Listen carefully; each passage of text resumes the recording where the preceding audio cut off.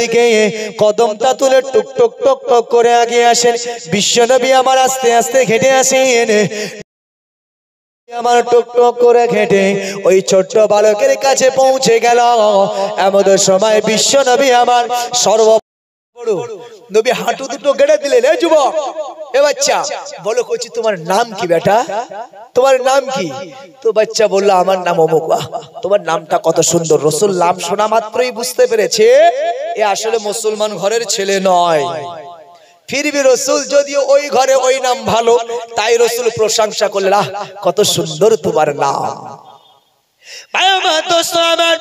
ছোট ছোট বাচ্চাদের যখন প্রশংসা করা হয়, আপনি দেখবেন যদি আপনার ছোট্ট বাচ্চাটাকে বলা হয়, এ কচি তোমার নানিমা ভালো না, তোমার নানা ভালো না, তোমার আব্বা ভালো না, তোমার মা ভালো না, দেখবে চিল্লাবে, ও জননী মা দেখো না, চাচ্চু আমার বলে আমার নানা নাকি ভালো না।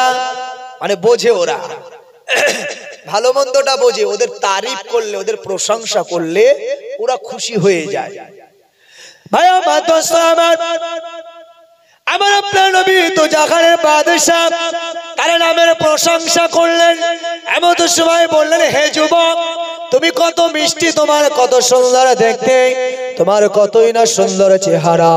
যখনই তার সুন্দর চেহারার বর্ণনা দিতে লাগলো, ওই বালক রসুলের প্রতি ফিদা হতে লাগলো, রসুলের প্রতিও হাসতে লাগলো।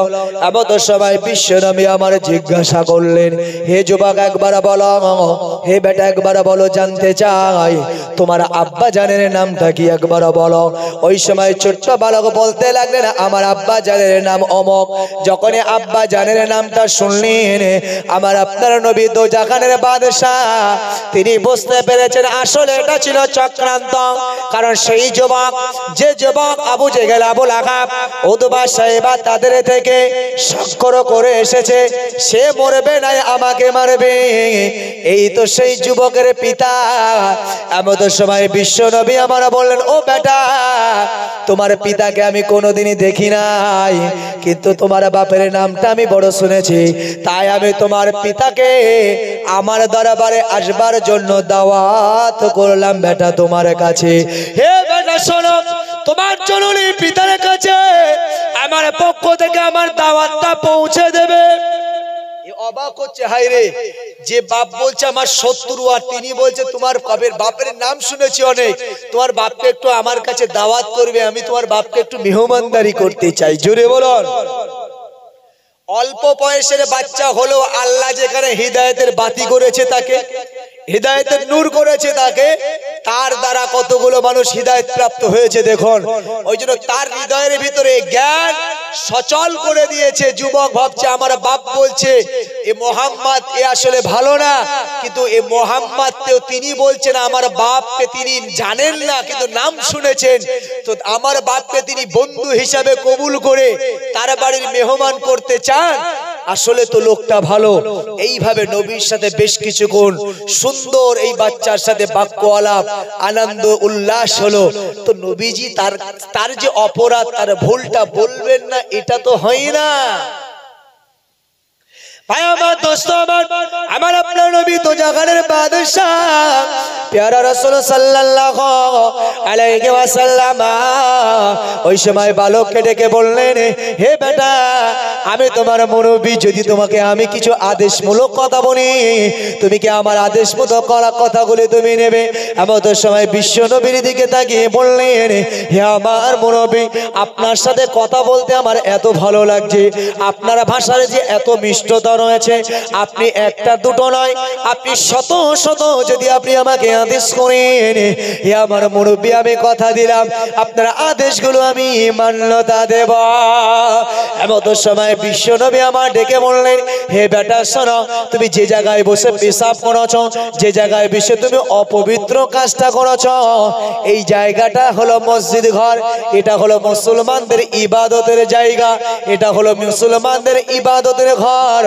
যেমন খ্রিস্ট ধর্মের মানুষ আছে, তাদের ইবাদত ঘর, তাদের পবিত্র ঘর হলো ভাই আমার দোস্ত আমার গির্জা। যেমন হিন্দু সনাতনী ভাইদের পবিত্র ঘর হলো মন্দির। এই পবিত্র ঘর হলো মন্দির। বিশ্বনবী বালককে বলছে, হে যুবক শোনো, কোন ধর্মের কোন ব্যক্তিদের যে ধর্মের মানুষ তাদের জন্য যে ইবাদতগার রয়েছে, অর্থাৎ মন্দির, গির্জা, মসজিদ, এই সমস্ত পবিত্র ঘর, এই সমস্ত ঘরে কখনো বাবা এই রকম অপবিত্র কাজ করতে নাই। বিশ্বনবীর সোনার জবানে, মিষ্টি জবানে যখন এই কথাগুলি যখন বালক শুনল, এমত সময় বিশ্বনবী তাকিয়ে তাকিয়ে বললেন, হে মুরব্বী চাচা, যেন শুনে রাখুন, আজকের আমি কথা দিলাম আপনার এই পবিত্র ঘরে দাঁড়িয়ে আজ থেকে এই রকম মসজিদ, মন্দির, গির্জা, ভাই আমার দোস্ত, আমার যুবক বলছে, এই রকম পবিত্র জায়গায় আমি নিজে পেশাব তো দূরের কথা, বরং যতদিন আমাকে স্রষ্টা মালিক আমাকে হায়াতে রাখবে, আমি আমার চোখের সামনে কাউকে আর এই অপবিত্র কাজ আমি করতে দেব না। আমি নিজে করা তো দূরের কথা, বরং আমি কাউকে করতেও দেব না। ভাই আমার দোস্ত আমার, এবার বলুন, তাদের কথা ছিল মসজিদ থেকে বার হবে কাঁদতে কাঁদতে, চোখ ডলতে ডলতে, যুবককে ছেড়ে দিলে নবী বার হচ্ছে, কাঁদতে কাঁদতে বার হবেন না, হাসতে হাসতে, হাসতে হাসতে যুবক বার হচ্ছে। মায়ের একটু দূরেই লুকিয়েছিল, মায়েরা ওখান থেকে ইশারা দিচ্ছে, আরে বেটা কাঁদ কাঁদ, চোখের পানি ফেল, কেন কাঁদছিস না? হে নওজোয়ান তরুণেরা, ভাই আমার দোস্ত আমার, এমন সময় যুবক মায়েদের দেখে লক্ষ্য করে বললেন, হে জননী মা, কাঁদবো কিভাবে? কাঁদার তো কোনো কারণ নাই, কারণ আমার সাথে তিনি যে সোহাগ, যে আপ্যায়ন করেছেন, তিনি যে ভালোবাসা আমাকে দিয়েছেন, এ ভালোবাসাতে চোখের পানি নয়, বরং মুখের হাসি চলে আসে। জননী মাদেরকে লক্ষ্য করে বললেন, হে আমার জননী আম্মা, যারা একটু দাঁড়িয়ে যান, আমি কাদার কোনো কারণ খুঁজে পাই নাই। এমন সময় এই যুবক চলে এলেন তার জননী মায়ের কাছে, হে জননী আম্মা জান, আমি নাকি খুব সুন্দর। মাকে আগে বলছো, মা একবার বলো আমি নাকি খুব সুন্দর। কই তোমরা তো কখনোই আমাকে সুন্দর বলো নাই, একবার জোরে বলেন। আচ্ছা, মায়ের যে হৃদয়, মায়ের যে অন্তর, যদি বাচ্চার কেউ ভালোবাসে, বাচ্চার কেউ সোহাগ করে, বাচ্চাকেও কেউ ভালো বলে, সে দুশ্মন হলেও তৎসময় তার অন্তরে ওই ব্যক্তির উপরে রাগ থাকে? থাকে না। হারে, তাকে আমি দুশ্মন করে মনে করি, কিন্তু আমার বাচ্চার তারিফ করেছে, আমার বাচ্চার প্রশংসা করেছে, আমার বাচ্চার ভালোবেসেছে, এটা মায়ের গর্ব হয়। একবার জোরে বলুন। তো যখনই বলছে, মা আমি নাকি খুব সুন্দর, কই তুমি তো আমাকে কখনো বলো নাই। বললো, কি বলেছে রে বেটা? বলছে, ওই মুরব্বী তো আমাকে বলেছে, ওই মুরব্বী বলেছে আমি নাকি খুব সুন্দর। বলছে, আর কি বললো বেটা? বলছে, আমার নাম জিজ্ঞাসা করলো, তখন আমি বললাম, বলছে আমার নামটাও খুব সুন্দর। আর কি বললো? আমার বাপের নাম জিজ্ঞাসা করলো, আমি বললাম আমার বাপের নামটাও খুব ভালো, আমার বাপকে তিনি দেখতে চান, তিনি মেহমানদারি করতে চান, ইত্যাদি ইত্যাদি সব কথা মাকে তিনি খুলে বললেন। তো মা বলছে, বেটা তুমি কি পিশাব করো নাই? সেখানে তো তোমাকে বন্ধুত্ব করতে পাঠাইনি, তোমাকে পিশাব করতে পাঠিয়েছিলাম, পিশাব করো নাই? মাকে ডেকে বলছে, মা আমি পিশাব করেছি, পিশাব আমার হয়েছে, পরিপূর্ণই আমি করেছি, কিন্তু তোমাকে মারে নাই। বলছে, মা আমাকে মারে নাই, বরং মার খাওয়ার ইচ্ছে তৈরি হয়েছিল। একবার জোরে বলুন। মার খাওয়ার তামান্না জেগেছিল আমার। কেন বেটা?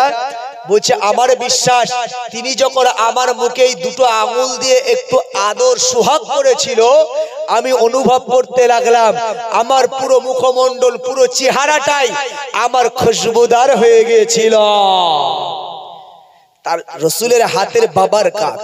বলছে, আমার মুখটা খুশবুদার হয়ে গিয়েছিল, কিন্তু আমার তামান্না ছিল তিনি যদি আমার শরীরে একটা আঘাত করতেন, নিশ্চিত আমার পুরো শরীরটাই সুগন্ধে ভরপুর হয়ে যেত। জোরে বলুন সুবহানাল্লাহ। মা বলো, ওই লোককে দুশ্মন মনে করো, ও লোক আসলে আমাদের দুশ্মন নাই। জোরে বলুন। মাকে বলছে, মা দেখো, তুমি যদি তাকে নাও মানো, আমি তোমার বেটা বলছে আমি তাকে মেনে নিলাম। একবার জোরে বলুন সুবহানাল্লাহ। ভাই আমার দোস্ত আমার, আমার আপনার নবী তো জাগানের বাদশা প্যারা রাসূল সাল্লাল্লাহু আলাইহি ওয়াসাল্লামকে মারার চক্রান্ত করলো। ওদিকে পুরুষরা তারা বলছেন, হে আমাদের বিবিরা, হে আমাদের ঘরের মেয়েরা, কি ব্যাপার ছেলেকে নিয়ে কেন এত আনন্দ উল্লাস করছ? তোমাদের কি মনে নাই আমি যদি মারতে না পারি তাহলে আমাকে মরতে হবে, হয় মারতে হবে না হলে আমাকে মরতে হবে। তোমরা আনন্দ উল্লাস ছেড়ে তোমরা মুহাম্মাদের উপরে অ্যাটাক করো। দূর থেকে ইশারা করেন, এমন সময় মহিলারা হাতের ইশারায় বলতে লাগে, রে দাঁড়িয়ে যাও, কাকে আমরা মারতে এসেছি, কাকে আমরা মারতে চাই। আসলে তারাকে মারা যাবে না, কারণ তিনি আমাদের দুশমন নয়, তিনি আমাদের বন্ধু। তিনি এই মহিলারা বলতে বলতে এগিয়ে যায়। যখনই মহিলাকে তার স্বামী দেখলো, দেখবার সাথে সাথে স্বামীর চোখে পানি চলে এলো। হায় রে, এত সময় পর একটা পরিকল্পনা মাফিক একটা নাটক সাজালাম, সেই নাটক দ্বারা মুহাম্মাদকে হত্যার পরিকল্পনা করেছিলাম, কিন্তু আমার বিবি না না না, বরং তোমার বেটাকে নিয়ে তোমরা আনন্দ খুশিতে উল্লাস করেছ। আমি স্বামী যে মরে যাব, মারা যাব, এ ফিকির তো তোমাদের ভিতরে নাই। এমন সময় বিবি ডেকে বললেন, ওগো আমাদের স্বামী, ও আমার স্বামী, ও আমাদের আপনজনেরা, শুনে রাখুন, আপনি যদি তাকে বিশ্বাস না করেন, আপনি যদি তাকে না মানেন, তাতে আমার কোনো যায় আসে না। তবে মনে রাখুন, ওই মানুষটা যাকে আমাদের ছোট সন্তান, যার প্রতি বিশ্বাস স্থাপন করেছে, যাকে ভালোবেসে ফেলেছে, যার চরিত্র আমার ছোট বাচ্চা বুঝতে পেরেছে, আমি আমার বেটা থেকে শুনবার পরে সেই মুহাম্মাদের চরিত্র আমার কাছেও ভালো লেগেছে, সেই মুহাম্মাদের আদর্শ আমার কাছেও ভালো লেগেছে। তুমি মানো আর নাই মানো, মুহাম্মাদকে আমি মেনে নিলাম, তার আদর্শই আমি মুগ্ধ হয়ে গেলাম। তুমি যদি তাকে নাও মানো, আমি মেনে নিলাম। এমন সময় বিবির কাছে জিজ্ঞাসা করা হলো, হে আমার বিবি, একবার বলো এমন কি ঘটনা, যে ঘটনার কারণে তুমি মুহাম্মাদের উপরে বিশ্বাস তৈরি করে ফেলেছ। এমন সময় বলতে লাগলেন, ও আমার স্বামী, শুনে রাখো, আমার বেটা সম্পর্কে এমন এমন ঘটনা, আমার বেটা এমন এমন তথ্য তোমার দিতে চেয়েছে। তার নামটা ভালো, তার দেখতে সুন্দর, কত প্রশংসা সে করেছে, আদর করেছে, সোহাগ করেছে। এমন সময় যুবক বলতে লাগলো, ও আমার বিবি, তোমার জানা নাই, যদি মুহাম্মদ জানতে পারতো যে সে আমার বেটা, নিশ্চিত তাহলে আমার বেটাকে ওখানে জ্যান্ত ফিরে আসতে হতো না। যদি সে জানতে পারতো যে আমার বেটা, তাহলে সে জ্যান্ত আর ফিরে আসতো না। আসলে জানে না যে কার বেটাও। তো যখন একথা বললেন, ওই ছোট্ট বালক ছুটে আব্বার দিকে ছুটে গেলেন, জবানে শাহাদাত আঙ্গুলটা তুলে দিলেন, আব্বা আর আপনি কথা বলবেন না, আর আপনি কথা বলবেন না, কারণ আপনার জানা নাই, আপনি তাকে দুশমন মনে করলেও আপনাকে তিনি বন্ধু মনে করেন। একবার জোরে বলো ভাই আমার, দোস্ত আমার।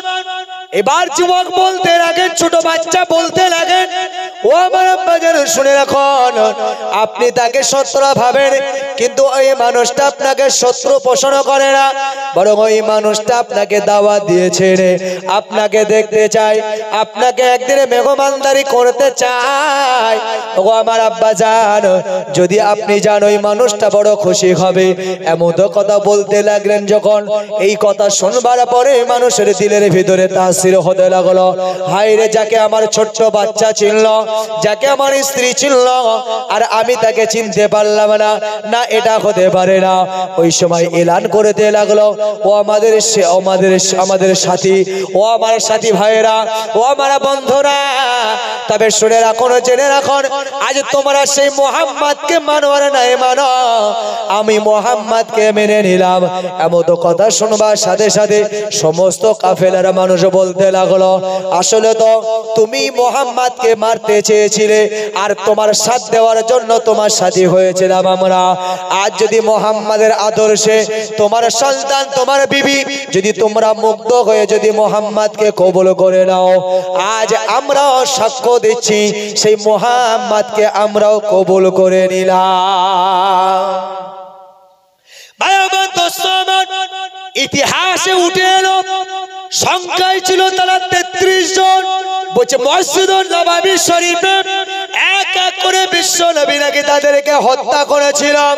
সেখানে নারী ছিল, পুরুষ ছিল, শিশু ছিল।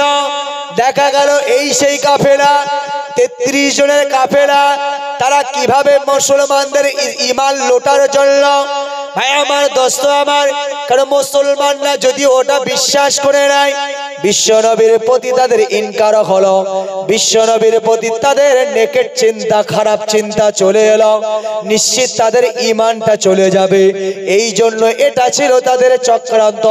বিশ্ব নবী সরওয়ারে কায়নাত নবীজি সাল্লাল্লাহু আলাইহি ওয়াসাল্লাম হুজুরের কাছাকাছি চলে এলো।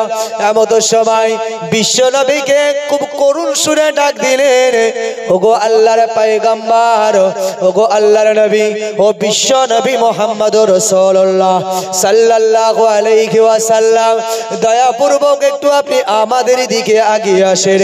নববী শরীফের দরজায় দাঁড়িয়ে দাঁড়িয়ে বলতে লাগলেন, ইয়া রাসূলুল্লাহ, ইয়া হাবিবাল্লাহ, হুজুর, আমি সেই পাপী, আমি সেই অপরাধী যে কিনা আপনাকে মারার চক্রান্ত করেছিল। আমি স্বাক্ষর করেছিলাম, আমি আবু জেহেলের কাছে কথা দিয়েছিলাম আপনাকে মারবো, না হলে আমি মরব। ইয়া রাসূলুল্লাহ, ইয়া হাবিবাল্লাহ, হুজুর, দূর থেকে আপনাকে খারাপটাই চিনতাম, আপনার সম্পর্কে খারাপটাই জানতাম, কারণ আমাদের নেতা, আমাদের লিডাররা যেমন ভাবে আমাদেরকে বোঝাতো। ইয়া রাসূলুল্লাহ, ইয়া হাবিবাল্লাহ, হুজুর, আজ আমার কলিজার টুকরা সন্তান, আজ আমার চোখ দুটো খুলে দিয়েছে। আপনার আদর্শে মুগ্ধ হয়ে আমার বেটা আপনাকে মেনে নিয়েছে, আপনার আদর্শে মুগ্ধ হয়ে আমার বিবি আপনাকে মেনে নিয়েছে। ইয়া রাসূলুল্লাহ, ইয়া হাবিবাল্লাহ, হুজুর, আজ আমি আমার বিয়াদবির জন্য আপনার কাছে ক্ষমা চাই। জামায়াতবদ্ধ হয়ে আমরা এসেছি, আমরা সকলে আপনার কাছে, আমরা আপনার হাতে হাতে ঈমানের কালেমা পড়ে আমরা আপনার সাথী বেড়ে যেতে চাই। তাই আমার দোস্ত আমার, বিশ্ব নবী সরকার দু আলম নবীজি সাল্লাল্লাহু আলাইহি ওয়াসাল্লাম মসজিদুন নববী শরীফের মেম্বারে দাঁড়িয়ে একে একে একে একে 33 জনকে, নারী পুরুষ এবং শিশু, এই 33 জনকে ঈমানের দাওয়াত, ঈমানের কালেমা পড়িয়ে ঈমান গ্রহণ করিয়েছিলেন। এবার আপনি বলুন, এখানে বিশ্ব নবীর চরিত্র, বিশ্ব নবীর আদর্শ ফুটে উঠেছে, যে বিশ্ব নবীর আদর্শ মুগ্ধ হয়ে কালেমা গ্রহণ করেছে। আর তারা বলছে বিশ্ব নবী এক হাতে তরবার রেখেছে আর এক হাতে কোরআন রেখেছে। তিনি বলছে লা ইলাহা ইল্লাল্লাহ আনা মুহাম্মাদুর রাসূলুল্লাহ। গম্ভীর মিজাজে আসলে তিনি বোঝাতে চাই, তোমরা পড়ো, আল্লাহ ছাড়া কোনো স্রষ্টা নাই, আর আনা মানে আমি মুহাম্মাদুর রাসূলুল্লাহ, সেই আল্লাহর প্রেরিত পয়গম্বর, নবী বা রাসূল। যদি তোমরা স্বীকার না করো, আওয়াজ দিয়ে রাসূল বুঝিয়ে দিতে চাইছে। তারা বলছে আমার হাতে তরবারি তোমরা দেখতে পাও, এই তরবারি দিয়ে কিন্তু তোমাদের শেষ করে ফেলব। আসলে ভাই আমার, দোস্ত আমার, যে বর্ণেরই মানুষ হন না কেন, যে ধর্মেরই মানুষ হন না কেন, আমি আপনাকে বলবো বিশ্ব নবীর হাদিসগুলো পড়ুন, বিশ্ব নবীর বাণীগুলো, বিশ্ব নবীর ইতিহাসগুলো পড়ুন। আপনি কোথাও দেখতে পারবেন না নবী সম্পর্কে এমন আদর্শ ফুটে উঠেছে। কারণ বিশ্ব নবী সরওয়ারে কায়নাত নবীজি সাল্লাল্লাহু আলাইহি ওয়াসাল্লাম, তার আদর্শ ছিল এমন। আবু জেহেল গেছেন নবীর দরবারে, আমার আপনার নবীকে ডেকে বলছে, মুহাম্মদ, তুমি ভীষণ কুশ্রী, তোমার চেহারা ভীষণ খারাপ, তোমার দেখতে ভীষণ বাজে, মক্কার জমিনে তোমার মতন কুশ্রী আর দেখতে পাই না। যখন বিশ্ব নবী সম্পর্কে যখন আবু জেহেলের কথা বললেন, আমার আপনার নবী দোজাখানের বাদশা পেয়ারা রাসূল কোনো প্রতি উত্তরে দিলেন না, বরং বিশ্ব নবী আমার মুস্কে মুস্কে হাসেন। ওবারে ফারুক বললেন, ইয়া রাসূলুল্লাহ, ইয়া হাবিবাল্লাহ, হুজুর, আবু জেহেল যে কথা বলেছে এটা মিথ্যে কথা, যদি আপনি আমাকে অনুমতি দেন আমি এখনই আবু জেহেলকে কেটে টুকরো টুকরো করে ফেলব। বিশ্ব নবী আমার বললেন, ওমর না, কেননা ও ভুল বলে নাই।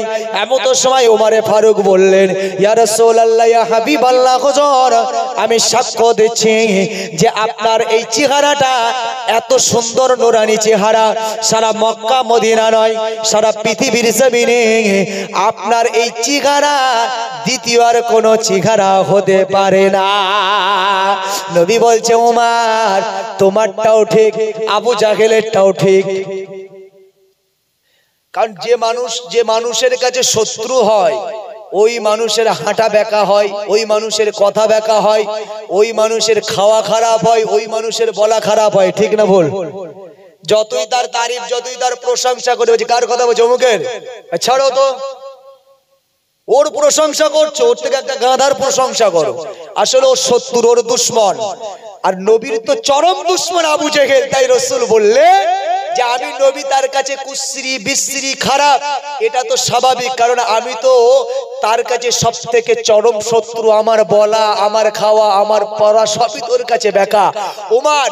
আর আমি রাসূল তোমার কাছে সব থেকে ভালো, সব থেকে উত্তম, সব থেকে আফজাল। ওই জন্য আমার চরিত্র, আমার আদর্শ, আমার চেহারা সবটুকুই তোমার কাছে বিশ্বের সুন্দরী, সুন্দর। একবার জোরে বলুন সুবহানাল্লাহ। আর আসলেই তো রাসূল সুন্দর ছিলেন, রাসূল তো আসলেই সুন্দর ছিলেন।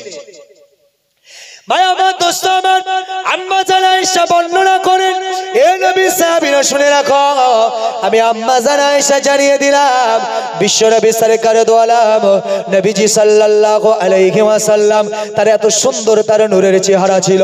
ভাই আমার, দোস্ত আমার, আম্মা জান আয়েশা বর্ণনা করেন, একটা সময় একটা যুগ ছিল, যে যুগে আমার আল্লাহ ইউসুফ নবীর মতন একজন নবী পাঠিয়েছিল, যার রূপ চেহারার কথা, যার প্রেম কাহিনী আমার আল্লাহ আল্লাহ নবী দ্বারা আমাদেরকে শুনিয়েছেন।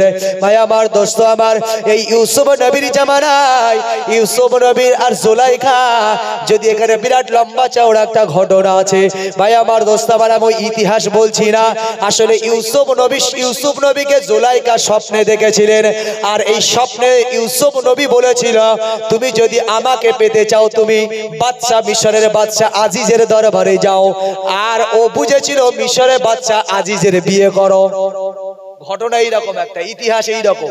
আমি এই ইতিহাস বলছি না, মূল কথা যেটি বলার, ইউসুফ নবী কত সুন্দর ছিল আম্মা জান আয়েশা বলছে, আর তার থেকে কত বেশি সুন্দর নবী ছিলেন। কারণ নবীর সুন্দর, আবু জেহেল বলছে কুশ্রী বিশ্রী, নবীর যারা দুশ্মন বলতে পারে, কিন্তু ঈমানদারদের বোঝা দরকার আমার নবীর মতন সুন্দর, আমার নবীর মতন নূরানি চেহারা পৃথিবীতে আর দ্বিতীয় একটা হবে না। জোরে বলুন সুবহানাল্লাহ। ভাই আমার, দোস্ত আমার, আম্মা জান আয়েশা বলেন, ওই ইউসুফ নবীর জামানায় ইউসুফ নবীর প্রেমে পাগল হয়েছিল জুলাইখা। ইউসুফ নবীর প্রেমে আবদ্ধ হওয়ার জন্য বহু চেষ্টা তার ছিল। ভাই আমার, দোস্ত আমার, এই জামানার নবী ইউসুফ আলাইহিস সালাতু ওয়াস সালাম একটা সময় তাকে বন্দী করার চেষ্টা করলেন। ইউসুফ নবী তিনি দৌড়ে পালাতে শুরু করলেন, একে একে দরজা খুলে গেল। আমি ইতিহাস বলছি না, এমন সময় জুলাইখা ইউসুফ নবীকে পিছন থেকে জামাটা টেনে ধরল। ইউসুফ নবী ভয়ে আতঙ্কে, এত আল্লাহর ডর, আল্লাহর ভয়ে তিনি ইমানি জাজবা, ইমানি শক্তি নিয়ে টান দিলেন, তার পিছনের কুর্তা জামাটা ছিঁড়ে গেল। জুলাইখার হাতে কাপড়টা, ইউসুফ নবী চলে গেলেন। ভাই আমার, দোস্ত আমার, ঠিক এইভাবে ইউসুফ নবী যখন এই ঘটনা সমাজে কিছুটা রটে গেল, সবাই ইউসুফ নবীর বদনাম করতে লাগলো, কারণ দোষ সবাই ইউসুফ নবীকে দিল। ইউসুফ নবীকে জেলবন্দি হতে হলো। আবার ইউসুফ নবী ফিরে এলো, তাকে ইউসুফ নবীকে আবার বেকুচুর খালাস, অর্থাৎ তার যে ভুল নাই এটা স্বীকারও করতে হলো। তবে এর মাঝখানে আর একটা বিষয় আপনাদের জেনে রাখা দরকার, এই ইউসুফ নবী সম্পর্কে যখন একটা ছোট্ট বাচ্চা দ্বারা, কারণ পৃথিবীর জমিনে কয়েকটা শিশু কথা বলেছেন, তার মধ্যকার ইউসুফ নবীর জামানায় যখন ইউসুফ নবীকে বারবার দোষী সাব্যস্ত করা হচ্ছে, এমন সময় ইউসুফ নবী বলেছিলেন, এই ছোট্ট বাচ্চারা জবান থেকে শোনো, আমি দোষী না, জুলাইখা দোষী। কারণ এই ছোট্ট বাচ্চা তারা জবান থেকে স্বীকার করবে। যদি এটা সম্ভব অসম্ভব আপনারা বুঝতে পারছেন। তখনকার মানুষ বলছে, যদি বাচ্চা বলে তো অবশ্যই ইউসুফের কথা ঠিক হবে, আর যদি এই বাচ্চা যদি কোনো কথা না বলে, আসলে কথা তো বলারই নয়, কারণ এটাই হবে মানুষের কাছে বাস্তব প্রমাণ। হযরত সামারা নবী ইউসুফ আলাইহিস সালাতু ওয়াস সালাম আমার দোস্ত আমার ওই সময় ওই ছোট্ট শিশুর দিকে লক্ষ্য করে বলেছিল, হে বালক একবার বলো, আমি ইউসুফ দোষী না জুলাইখা দোষী? এই অপকর্মের জন্য জুলাইখা আমার উপরে দোষ চাপায়, আসলে তো আমি দোষী নয়। এমন সময় ওই বাচ্চার জবানটা খুলে গেল। ওই বাচ্চা বলতে লাগলো, না না না, দেখো তোমরা, ইউসুফের কুর্তাটা যদি তার জামার পিছনটা যদি ছেঁড়া থাকে তাহলে জুলাইখার দোষ, আর যদি সামনেটা ছেঁড়া থাকে তাহলে ইউসুফ নবীর দোষ। ভাই আমার, দোস্ত আমার, বিরাট একটা প্রেস্টিজ ব্যাপার। কারণ হলো তিনি বাদশা, মিশরের বাদশা আজিজ, তার স্ত্রী জুলাইখা। ভাই আমার, দোস্ত আমার, অনেক ঘটনা এমনি করে সমাজে এই জুলাইখার সম্পর্কে অনেক সমালোচনা হতে লাগলো। এমন তো সময় একদিন মিশরের বাদশার কাছে তিনি দাবি করলো, ও মিশরের বাদশা আজিজ, আমি জুলাইখা আপনার কাছে দাবি করব, দয়াপূর্বক যদি একদিন এই মিশরের নামি দামি নারীদেরকে আপনি আমার দরবারে দাওয়াত দেন। নামি দামি দরবারে দাওয়াত দেওয়া হলো সবাইকে। তাদের খাবার একটা মেনু বানানো হলো। তাদের খাবার মেনুর ভিতরে প্রথম মেনু ছিল প্লেট দেওয়া হবে, একটা করে চাকু দেওয়া হবে, কিছু ফল দেওয়া হবে। এই ফলগুলো নিজে হাতে মেহমানরা কেটে খাবে। ভাই আমার, দোস্ত আমার, তবে জুলাইখার আদেশ ছিল, ও আমার মিশরের মেহমানেরা, তবে শোনো, তোমরা কেউ আগে কেটে কেটে খেতে পারবে না যতক্ষণ আমি তোমাদেরকে অনুমতি না দেব। ভাই আমার, দোস্ত আমার, বিশ্ব হযরতে নবী ইউসুফ নবীকে এবার জুলাইখা বলল, ইউসুফ শোনো, তুমি আমার পিছে পিছে যাবে, এই দিক থেকে ঢুকবে, ওই দিক দিয়ে বেরিয়ে যাবে, তুমি একটা বারের জন্য দাঁড়াবে না, তুমি এদিক দিয়ে ঢুকে ওদিক থেকে তুমি বেরিয়ে যাবে, এতটুকুই তুমি আমার সঙ্গী হয়ে যাবে। ভাই আমার, দোস্ত আমার, যদিও মিশরের বাদশার স্ত্রী, তার আদেশ তো মানতে হলো। ইউসুফ নবী জুলাইখার পিছে পিছে যাচ্ছেন। এমন তো সবাই ইউসুফ নবীর দিকে তাকালেন। তাকানোর সাথে সাথে অবাক হয়ে গেল, এটা মানুষ না জিন না ফারিস্তা? এটা তো মানুষ হতে পারে না, মানুষ কি এত সুন্দর হতে পারে? এইভাবে তাদের মনের ভিতরে আলোচনা শুরু হয়ে গেল, গবেষণা শুরু হয়ে গেল। ওই সময় জুলাইখা বুঝতে পেরেছেন সবাই ইউসুফ নবীর দিকে ফিদা। এমন তো সময় জুলাইখা বলতে লাগলেন, হে মিশরের নামি দামি নারীরা, হে আমার মেহমানেরা, আর দেরি নয়, তোমাদের হাতে আমি ছুরি দিয়েছি, তোমাদের প্লেটে আমি ফল দিয়েছি, তাড়াতাড়ি তোমরা ফলগুলো কাটো, একদমও দেরি নয়, ফলগুলো তাড়াতাড়ি কাটো।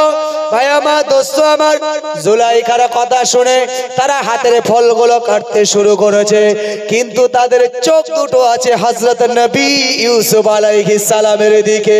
ভাই আমার, দোস্ত আমার, ইউসুফ নবী বেরিয়ে গেলেন। এমন তো সময় জুলাইখা পিছন দিকে ফিরে দেখছেন, সকলের পেটে রক্তই ভরপুর হয়ে গেছে। ওই সময় জুলাইখা বলছে, হে মিশরের নারীরা, তোমাদের প্লেটে কেন রক্ত দেখতে পাই? তাড়াতাড়ি সবাই হাতের দিকে তাকাতে লাগলো।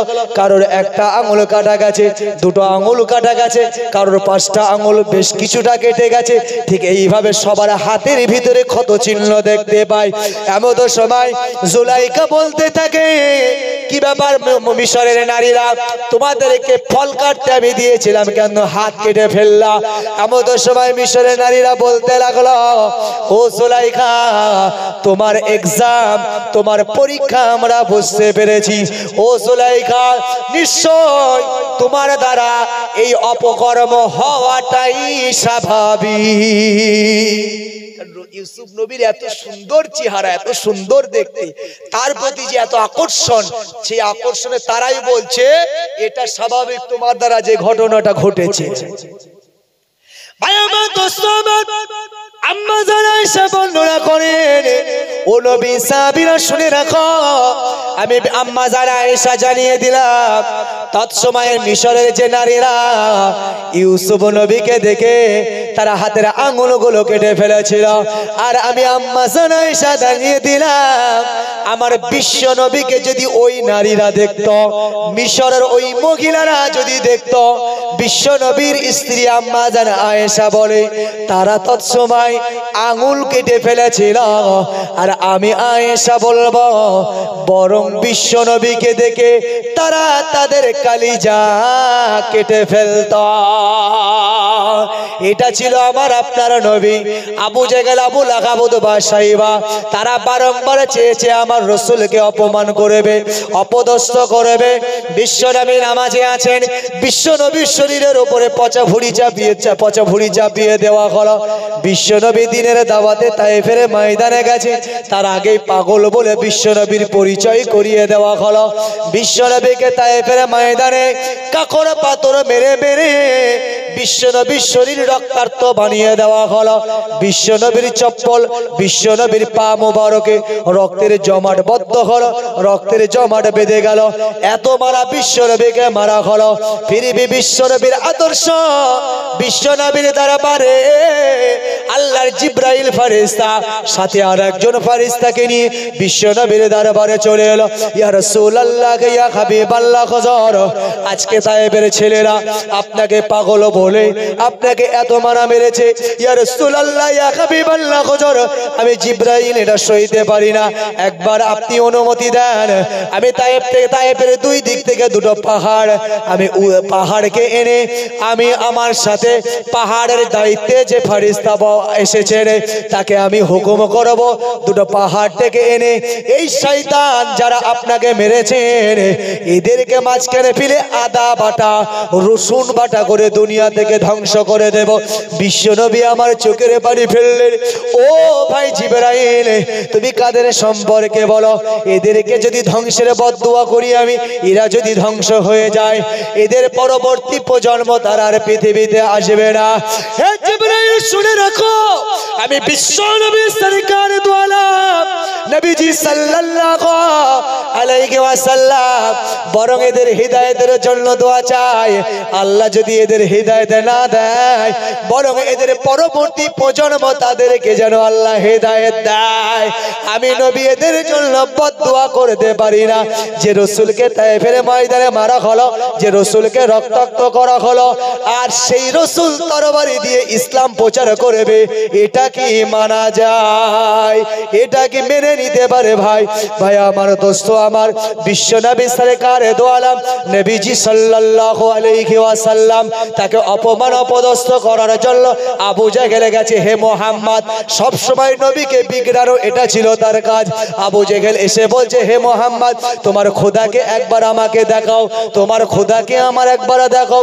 বিশ্বনবী আমার বললেন, হে আবু জেহেল, তুমি আমার খোদাকে কখনোই দেখতে পারো না। ওই সময় আবু জেহেল বলছে, যদি তুমি তোমার খোদাকে আমাকে দেখাতে না পাও, তবে চলো আমি আমার খোদাকে তোমাকে দেখাবো। ওর খোদা কিরা? লাত, মান্নাত। ভাই আমার দোস্ত আমার, পাথরের মূর্তিগুলো বলছে তোমার খোদাকে দেখাও, নালে আমার খোদাকে তোমাকে দেখতে হবে। ভাই আমার দোস্ত আমার, আবু জেহেলের মতন লোক খোদাকে দেখতে পায়। ভাই আমার দোস্ত আমার, নবী মুসা আলাইহিস সালামের মতন একজন পয়গম্বর, মুসা নবীর মতন একজন নবী আল্লাহর দরবারে বলেছিলেন, আমার রব, ওগো আমার আল্লাহ, ওগো আমার মালিক, ওগো আমার স্রষ্টা, আপনার সাথে আমি তোর পাহাড়ে বাক্য আলাপ করি, আপনার সাথে আমার কথাবার্তা হয়। ওগো আমার রব, ওগো আমার আল্লাহ, আমার যে মনের তামান্না, আমার যে মনের আশা, একটু আপনাকে দেখতে চাই, একটু আপনার দর্শন দিতে চাই। মহান আল্লাহ পাক বললেন, লান্তারানি লান্তারানি, হে মুসা, তুমি আমাকে দেখতে পাবে না, তুমি আমাকে দেখতে পাও না, তুমি আমাকে দেখতে পাবে না। মুসা নবী বড় জিদ্দি নবী ছিল। মুসা নবী জিদ করলো, ওগো আমার রব, ওগো আমার আল্লাহ, আমি যে আপনাকে দেখতে চাই। আমার আল্লাহ বললে, মুসা, তবে যখন তুমি শুনবেই না, তবে তোর পাহাড়ে চলে এসো, আমি রব আমাকে দেখতে। মুসা নবী আনন্দ খুশিতে তিনি সাজপাট করে আল্লাহর দিদারে যাচ্ছেন। মুসা নবী তোর পাহাড়ে চললেন, রব আল্লাহর দিদারে চান তিনি। মহান আল্লাহ পাক আল্লাহ তাআলা তার ৭০,০০০ নূরের পর্দা থেকে একটু মহান আল্লাহর নূরের ঝলক, আমার আপনার নূরের ঝলক মুসা নবীর দিকে নিক্ষেপ করলেন।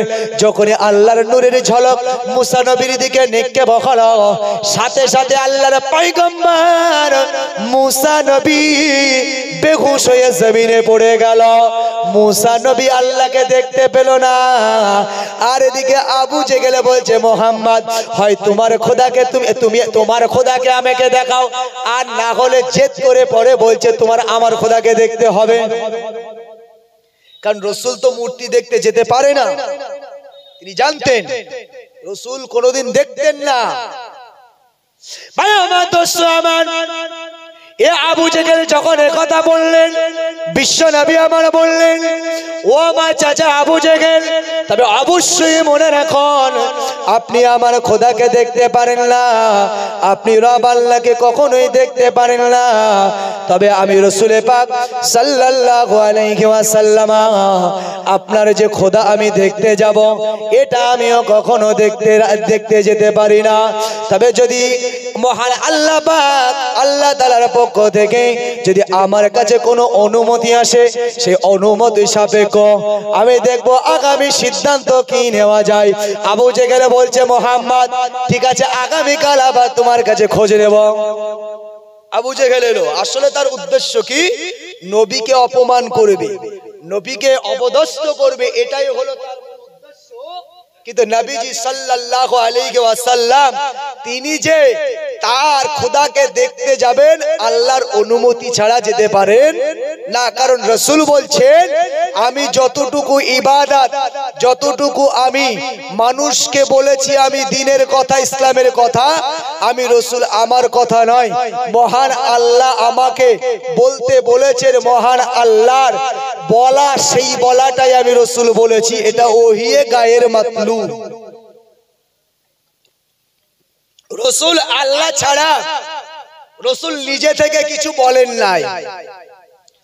ভাই আমার দোস্ত আমার, বিশ্ব নবী আমার বললেন ও আবু জেহেল আমার চাচা, না আমি আপনাকে কথা দেব না, তবে যদি রবের পক্ষ থেকে আমার কাছে যদি কোনো আদেশ আসে, আমার কাছে যদি কোনো অনুমতি আসে, তবে দেখা যাবে আমি আপনার খোদা দেখতে যাব কি যাব না।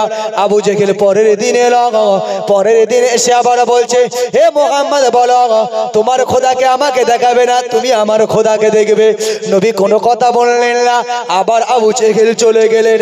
এইভাবে একাধারে কয়েকদিন বিশ্ব নবীকে এইভাবে প্রেশান করতে লাগলো। আর আবু জেহেল সমাজের কাছে, সমাজের মানুষের কাছে নবী সম্পর্কে এই কথাগুলি তিনি আলোচনা করছেন। নবীজিকে তারা খারাপ ভাবুক, নবীজিকে তারা দুর্বল ভাবুক, যে সে যে খোদাকে ইবাদত করে সে খোদাকে দেখানোর ক্ষমতা তার নাই, আবার সে আমার খোদাকেও দেখবে না। এইভাবে মক্কার জমিনে আবু জেহেল বিশ্ব নবীর বেইজ্জতি করতে চান। কিন্তু মনে রাখতে হবে রব আল্লাহ জানিয়েছেন অত ইজ্জু মান তাশা অত জিল্লু মান তাশা। আল্লাহ বললেন আমি রব, আমি আল্লাহ হলাম পৃথিবীর মানুষ, পৃথিবীর সবাইকে ইজ্জত দেনেওয়ালা মালিক, আবার জিল্লাত অর্থাৎ লাঞ্ছিত বঞ্চিত করানোর মালিক আমি আল্লাহ। ওগো আমার হাবিব, ওগো আমার বন্ধু, চিন্তা নাই আপনি হলেন আমার হাবিব, আপনি হলেন আমার পয়গম্বর, আপনি হলেন ইমামুল আম্বিয়া, আপনার জন্যই আমি রব আল্লাহ আরশে আজিম সাজিয়েছি লা ইলাহা ইল্লাল্লাহ, আপনার নাম দিয়ে মুহাম্মাদুর রাসূলুল্লাহ সাল্লাল্লাহু আলাইহি ওয়াসাল্লাম। না আমি আপনাকে বেইজ্জতি করতে পারি না। অত ইজ্জু মান তাশা ওয়া তুযিল্লু মান তাশা, ইজ্জতের মালিকও আমি আল্লাহ, জিল্লাতের মালিকও আমি আল্লাহ। যদিও বিশ্ব নবী সরওয়ারে কায়নাত বারংবার এইভাবে আবু জেহেল বিশ্ব নবীকে অপমান অপদস্থ করার চেষ্টা চালাচ্ছেন, নবীর মনটা বড় খারাপ। একদিনে বিশ্ব নবী আমার বড় টেনশন ফিল করছে, না জানি এখনই আবার আবু জেহেল আমার কাছে চলে না আসে। বিশ্ব নবী টেনশন করছেন, এমন তো সময় নবীর উপরে ওহী চলে এলো, হাবিব আপনি টেনশন করবেন না, রব আল্লাহ ওয়া তুইজ্জু মান তাশা, ইজ্জত দেনেওয়ালার মালিক তো তিনি, জিল্লাত দেনেওয়ালার মালিক ওয়া তুযিল্লু মান তাশা, জিল্লাত দেনেওয়ালার মালিকও তিনি। কিন্তু আপনি টেনশন নেবেন না, টেনশনের কিছু নাই। রব আল্লাহ আপনার অনুমতি দিয়েছে ওর খোদা দেখার জন্য, ও যেভাবে নিয়ে যেতে চাই আপনি যান। ভাই আমার দোস্ত আমার, বিশ্ব নবী সরকার দোয়ালা নবীজি সাল্লাল্লাহু আলাইহি ওয়াসাল্লাম ওহি আসার পরে জিবরাইল চলে গেল আর সাথে সাথে এদিকে এই শয়তানও প্রবেশ করলো। বিশ্ব নবী ওর বলার আগে বলছেন, ও আমার চাচা, তবে আমার খোদাকে দেখার মতন যোগ্যতা তবে আপনার নাই, তবে আপনার খোদা দেখার জন্য রব আল্লাহ আমাকে পারমিশন দিয়েছে, চলুন আপনার খোদাকে দেখতে যাব। আবু জেহেল বলছে, না, এতদিন পরে তুমি রাজি হয়েছো, তুমি আমার খোদাকে দেখতে যাবে, এমন সাদা মাটা দেখা হবে না, এটা একটা জাকজমক ভাবে তোমাকে আমার খোদাকে দেখাতে নিয়ে যাব। ভাই আমার, দোস্ত আমার, এ আবু জেহেল এদিকে এসে ঢোল পিটানো শুরু করেছে। দেখো, মুহাম্মদ পরিশেষে তার খোদাকে না দেখাতে পেরে সে আমার খোদা দেখানোর জন্য রাজি হয়ে গেছে। তবে শোনো, এটা তো আমাদের সমাজের সবাইকে জানানো দরকার, এটা যে মুহাম্মাদের দুর্বলতা, এটা যে মুহাম্মাদের একটা গলত, এটা তো সমাজের মানুষকে বোঝাতে হবে। একটা সভা তৈরি করলো, সম্মিলন তৈরি করলো। দেখো, আমরা ওই দিনে মুহাম্মাদকে নিয়ে যাব, এইভাবে আমরা লোক সমাগম করব, পিছনে তোমরা ঢোকডালা বাজাবে, সবাই তোমরা স্লোগান দিতে দিতে যাবে মুহাম্মাদের এই সমস্ত কথা, যে মুহাম্মদ খোদা দেখাতে পারে নাই বিদায় আমাদের খোদা দেখার জন্য মুহাম্মদ এগিয়ে যাচ্ছে। ভাই আমার, দোস্ত আমার, এইভাবে আবু জেহেল একটা সুন্দর একটা সমাবেশ তৈরি করলো, যেখানে আমার নবীকে অপমান অপদস্থ করা হবে। আবার আপনার নবীর স্থান হলো আবু জেহেল বলছে, সবার আগে আমি আবু জেহেল, আমরা লিডাররা থাকবো, পরে পরে তোমরা আমাদের ভক্ত, তোমরা আমাদের অনুগামী, তারপরে তোমরা একে একে দাঁড়িয়ে যাবে, আর সর্বশেষ রাখবে মুহাম্মদকে, কারণ মুহাম্মদ সম্পর্কে আমি আবু জেহেল জানি, কথা দিয়েছি যাবে, ও কখনো পিছন থেকে পলায়ন করে না।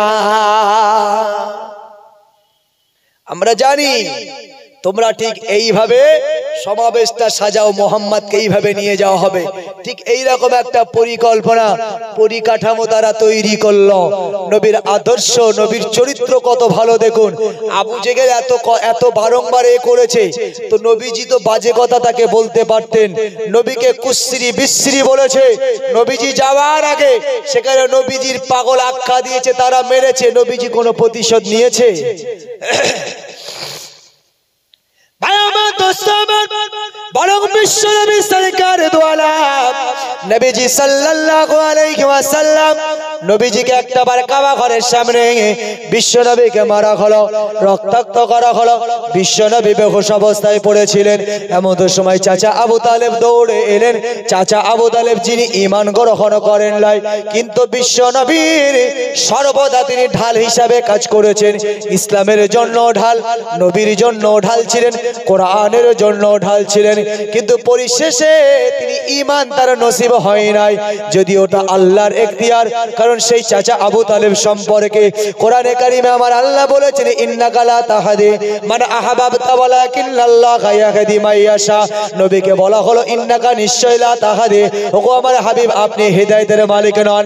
আপনি কানে কানে জোরে জোরে আপনার চাচাকে বলেছেন আপনি কলেমা পড়ে নেন, আমি রাসূলুল্লাহ আপনাকে সুপারিশ করে জান্নাতে নিয়ে যাব, আপনাকে সুপারিশ না করা পর্যন্ত জান্নাতে যাব না। তারপরও তার জবানে কলেমা হয় না। ওগো আমার হাবিব, আমি রব, আমি আল্লাহ জানিয়ে দিলাম, মান আহবাবতা ওয়ালাকিন্নাল্লাহা ইয়াহদি মান ইয়াশা। আমি রব, আমি আল্লাহ যাকে ভালোবাসি, যাকে মহব্বত করি, আমি রব, আমি আল্লাহ তাকেই হিদায়াত দান করি, তাকেই হিদায়াত নসিব করে। ভাই আমার, দোস্ত আমার, মূলত কথা আমার বলার নয়। ভাই আমার, দোস্ত আমার, এবার বিশ্ব নবীকে নিয়ে ওই আবু জেহেল, আবু লাহাব, উতবা, সাইবা, তারা নবীকে অপমান করবে, ইসলাম থেকে মানুষকে বিচ্যুত করবে, এটাই ছিল তাদের টার্গেট। এবার দিনক্ষণ ঠিক করা হলো, সেই দিনে, যেই দিনে বিশ্ব নবীর অপমান করা হবে, ওই দিনে নবী আমার তৈয়ার হয়েছেন তাদের সাথে যাওয়ার জন্য। নবী গিয়ে দেখলেন বিরাট আয়োজন, বিরাট আয়োজন, সবার নেতা, সবার লিডার কে? আবু জেহেল সবার সামনে তাকে স্লোগান দিতে দিতে, আর আমার নবীর বিরুদ্ধে স্লোগান দিতে দিতে, ঢোক ঢাল বাজিয়ে মক্কার অলি গলিতে আমার নবীর ইজ্জতকে তারা বিলীন করার চেষ্টা করেছে, কিন্তু বাস্তবিকই তাই ঘটলো। বিশ্বনবী সরওয়ারে কায়নাত ওদের পিছু পিছু পিছু পিছু যাচ্ছেন। বিশ্বনবী দেখছেন ওদের উল্লাস, ওদের উদাস। বিশ্বনবী মুস্কে মুস্কে হাসছেন, কারণ তিনি জানেন রব আল্লাহ বলেছেন, হাবিব আপনি রাজি হয়ে যান, কারণ ইজ্জতের মালিক হলাম আমি আল্লাহ। নবীরা আর চিন্তা করে না। রসুলকে আল্লাহ সংবাদ দিয়েছে, রসুল আর চিন্তা করে? তো বিশ্বনবী আমার পিছু পিছু যাচ্ছেন।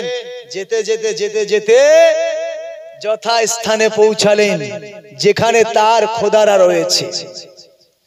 ভাই আমার, দোস্ত আমার, যেখানে আবু জাহেলের খোদা, এই আবু জাহেলের খোদা যেখানে রয়েছে, খোদাকে যখন আবু জাহেল দেখলো আর কার বিলম্ব করলো না, আবু জাহেল তার খোদার পায়ে সেজদা দিল।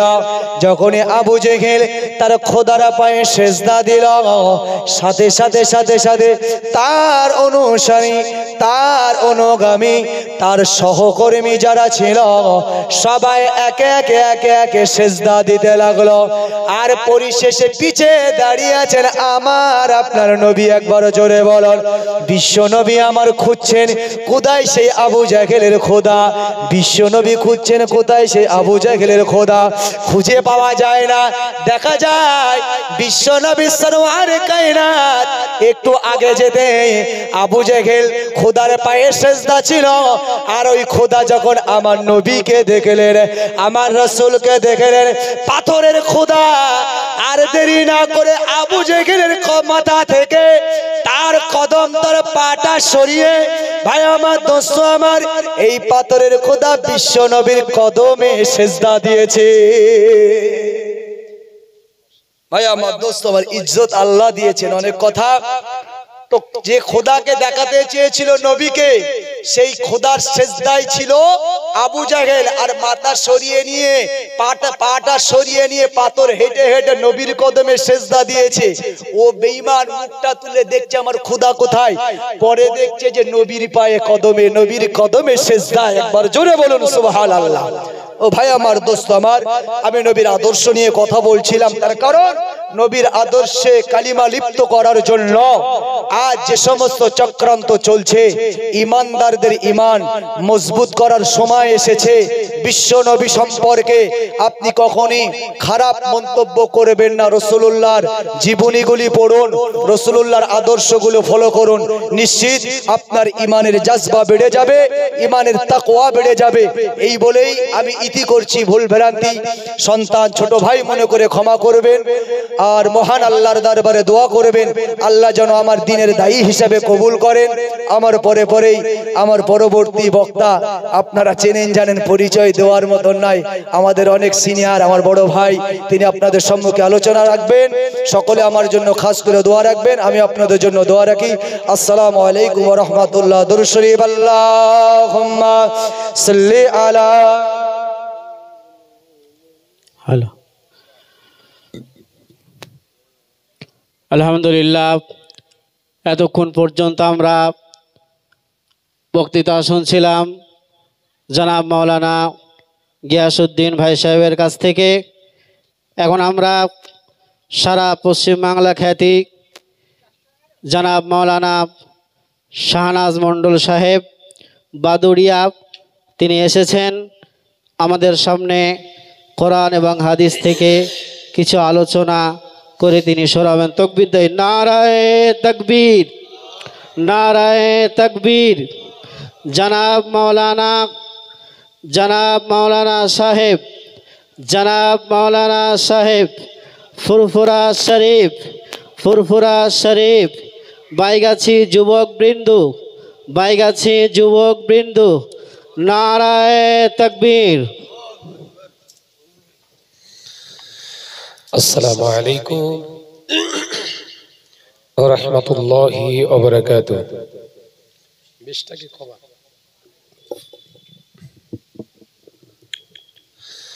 যে সমস্ত ভাইরা আমার রাস্তাতে ঘোরাফেরা করছেন, পাক মজলিসে এসে বসেন। أعوذ بالله من الشيطان الرجيم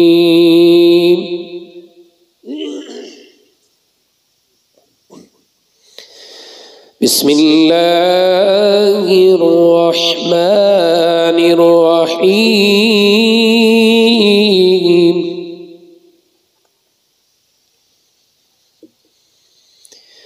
الحمد لله رب العالمين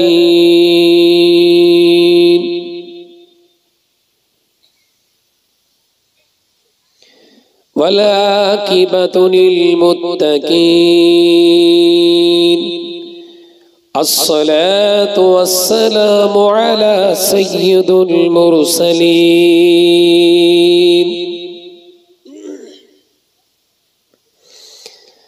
ما كان محمد أبا أحد من رجالكم ولكن رسول الله وخاتم النبيين وكان الله بكل شيء عليما إن الله وملائكته يصلون على النبي يا أيها الذين آمنوا صلوا عليه وسلموا تسليما درود اللهم صل على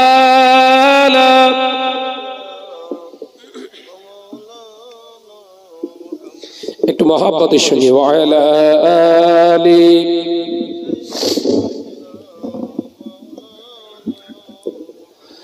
প্রাণ খুলে উচ্চ আওয়াজে দরুদ শরীফ পড়ি আল্লাহুম্মা সাল্লি আলা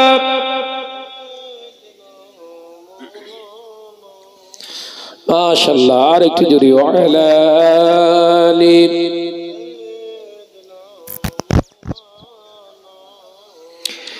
মুহাম্মাদুন বাশারুন ليس كالبشر ياقوتنا غجر ليس كالغجر الله